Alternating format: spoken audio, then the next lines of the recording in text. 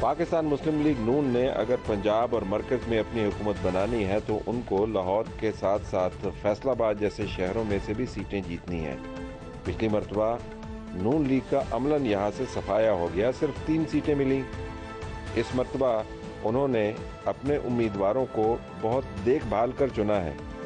امیدواروں کو دیکھ بھال کر چننا کیوں ضروری ہے، یہ رانا ثناءاللہ سے بہتر کون جانے گا۔ پارٹی ووٹ میٹر کرتا ہے، بنیادی رول ادا کرتا ہے، لیکن وننگ ووٹ کے معاملے میں جو ہے وہ کینڈیڈیٹ میٹر کرتا ہے۔ اور ہم نے اس مرتبہ ہمیں یہ تانا دیا جاتا ہے کہ جی آپ نے الیکشن کمپین جو ہے وہ بڑی لیٹ شروع کی۔ میں سمجھتا ہوں کہ الیکشن کمپین کے جلسے، الیکشن کمپین کی میٹنگ، ریلیز، ٹھیک ہے، ان کا ایک اپنا کردار ہے، ہلا گلا، یہ الیکشن کی رونق ہے، لیکن الیکشن میں جیتتے فیصلے ہیں،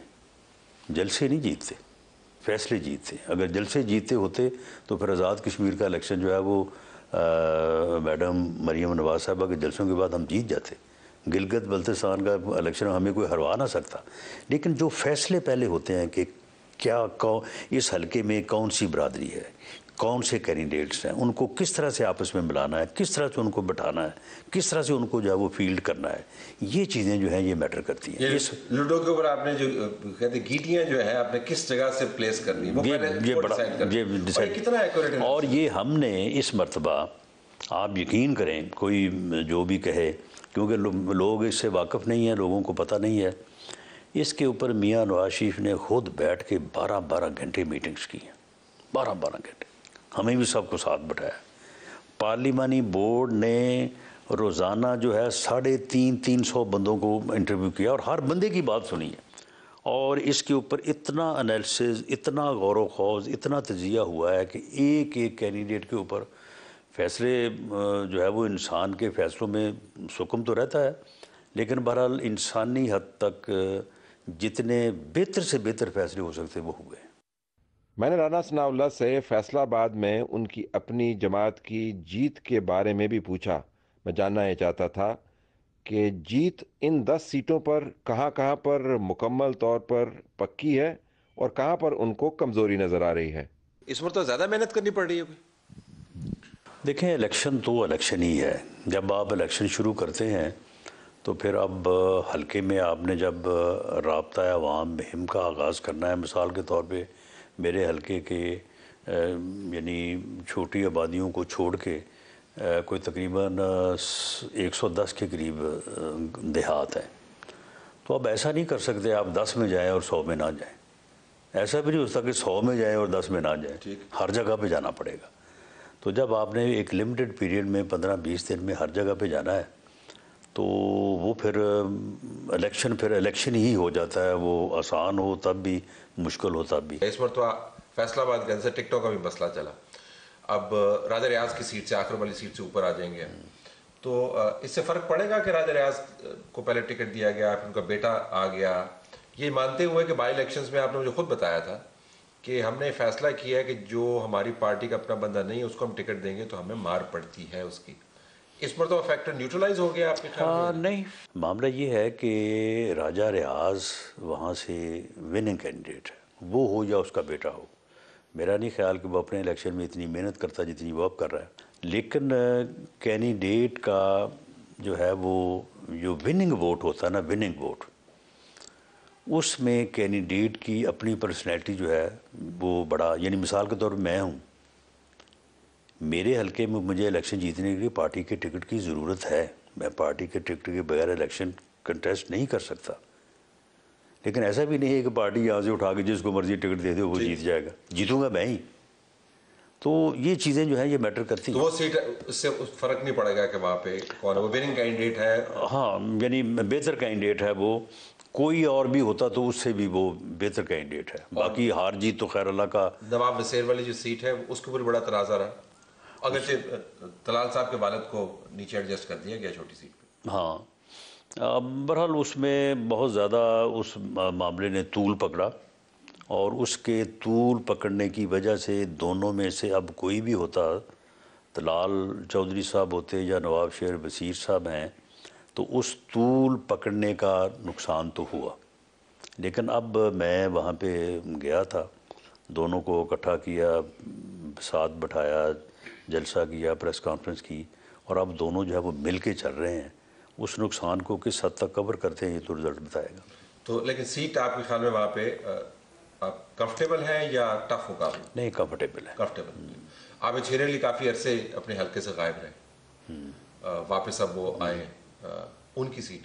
ان کے مقابلے میں بندہ ہی کوئی نہیں ہے، افضل سائی والی جو، اور یہ جیتیں گے انشاءاللہ۔ یہ سیٹ افضل سائی والی جو سیٹ ہے، افضل سائی والی جو سیٹ ہے اس کے اوپر ہمیں اپسیٹ یہ ہوا کہ ہمارا کینڈیڈیٹ تھا وہاں پہ چودھری عاصم نذیر۔ مجھے اس دن کوئی 3:30 بجے پتہ چلا کہ جی انہوں نے تو کاغذ ہی نہیں جمع کروائے۔ اس کی کیا وجہ پوچھا تو ہوگا؟ وہ ان کا آپس میں کوئی فیملی ڈسپیوٹ ہوا ہے،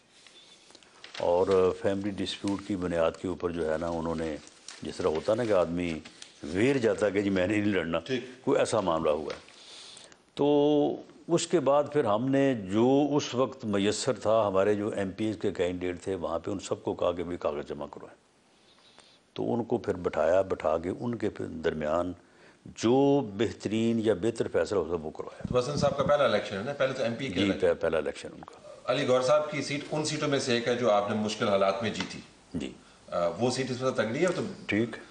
ہمایوں اختر صاحب، نہیں، ہمایوں اختر صاحب کا ذرا ہلہ گلا پیسہ پوسا وہاں پہ ہے، لیکن اس کی بڑی ڈیپ روٹڈ ہے وہ، اور وہ سیٹ بڑی کمفرٹیبل ہے، انشاءاللہ وہ جیتیں گے ہم سیٹ۔ وہ بھی پکی۔ اور منان صاحب والی سیٹ جو ہے، منان صاحب والی سیٹ جو ہے وہ مقابلے میں بدھا ہی کوئی نہیں ہے، وہ بھی پکی ہے۔ اور قاسم والی سیٹ جو ہے، قاسم فاروق والی میں دیکھیں کچھ جگہوں پہ انہوں نے عجیب کام کیا ہے، یعنی ایک طرف تو یہ کہتے ہیں کہ جی 9 مئی جو ہے یہ یہ تو سازش ہوئی ہے، ہمیں 9 مئی میں کسی نے پھنسا دیا ہے، یہ کرے۔ جس بندے نے 9 مئی کے واقعہ سے ڈسٹنس کیا ہے، جس بندے نے کسی درجے پہ بھی ہلکی پھلکی بھی مذمت کی ہے، یا جس بندے نے اس موقع پہ اوپر خاموشی اختیار کی، انہوں نے چن کے ان بندوں کو سائڈ پہ کیا، یعنی اٹ مینز کہ ان کے متعلق جو یہ کہا جا رہا ہے کہ یہ وہی ٹیم ہے جس نے 9 مئی بپا کیا، اور یہ اپنی اس سوچ سے، اپنی اس جہت سے ہٹے نہیں ہیں۔ یہ 100% نہیں، 1000% درست ہے۔ وہاں پہ جو کینڈیڈیٹ ہو سکتا تھا اگر وہ ہوتا تو میرا خیال ہے کہ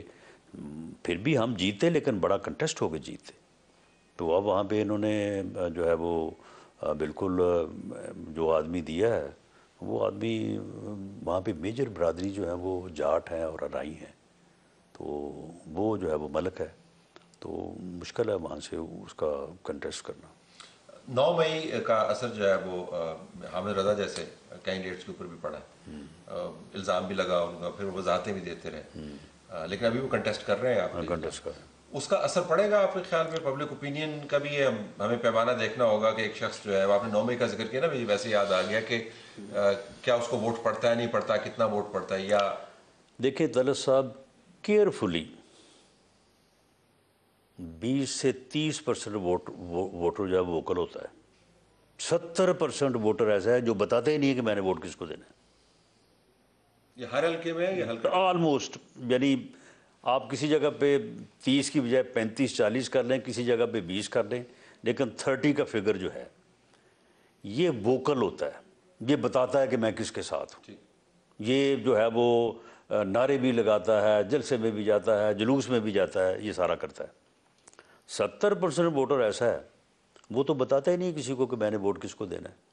اور اس کی کوئی کنسیڈریشن نہیں ہوتی ایز سچ۔